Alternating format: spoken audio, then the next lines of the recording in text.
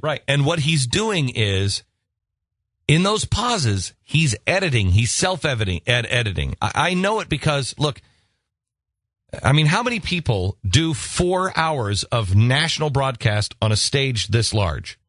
Sean Hannity. Rush Limbaugh does 3 hours. It is extraordinarily difficult when you are working without a net, which is what we do, and we're given a speech, or I don't use teleprompters, or I'm talking to you here. I'm not using teleprompters. Every word that comes out of that out of that TV show, I have written. There's a lot of the show that I'm just flying by the seat of the pants. They tell me every day, Glenn, please please just try to keep on track today, because I'll just go off the tracks. Well, we haven't even talked about anything, and I'll be like, well, let me tell you a story. You can get yourself into mighty trouble, and you'll hear it here on this show when I have to balance, okay, I know some information that I can't tell you about at this point, or I've had a confidence with someone on this or whatever, and you'll hear me. I've done it a lot lately where I've said, how can I say this? I think occasionally it's just because of my ADD and I'm so riddled with it that I'm going 100 different directions. But other times I'm trying to figure out exactly the right way to say it and try to balance all of the things that are happening, because I don't want to tip my hand to the people, quite honestly, that we're working against. I don't want them to know yet what we're doing, what we're on to. That's the same thing with Barack Obama. And it was the same thing with George W. Bush. He did it with Al-Qaeda and the rest of the world. That was George Bush. That's why you didn't feel he was telling you the truth and wasn't shooting straight, et cetera, et cetera. Barack Obama, I don't think is shooting straight with you. He's not telling you what's happening in these closed-door meetings. So he's not telling you the truth. And he's trying to edit himself to make sure that he can tell you enough of the truth, but not quite. It's the way these people sleep at night. I understand it coming from the president at times. I do. You have to. We're living in a very dangerous world, and we're living in a world where everybody wants to trap you. So I get it at times. Your motivation is what's of concern. And who are you working for? Who are you protecting? He's not protecting your interest, I don't believe.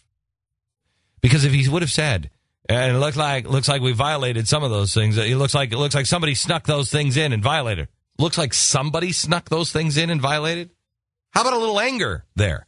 I gave my word to the American people. I told them you would keep your doctor. I made assurances and I made promises that wouldn't happen. And then in the cover of darkness, somebody slips this in and makes me look like I'm violating my word. Let me tell you something, American people. Healthcare is done at this moment because Glenn Beck is right. If you don't have honorable people at the table, you can't negotiate. And obviously, we don't have honorable people because I made you a promise and they violated it. Until I find out who they were, how they put it in the bill, how they violated, we're not moving forward. Because you must be able to trust the word of the United States. You must be able to trust the word of the President of the United States. I gave you my word. That's the way it stands. Health care is off. I'll get to the bottom of it, and we'll get back together. That's the way a man who has integrity would deal with it. That's a little different than Isn't that speech worth Pat, what the hell is wrong with you today? I honestly don't know.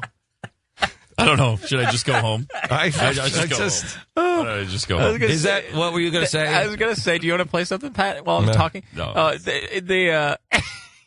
Sorry.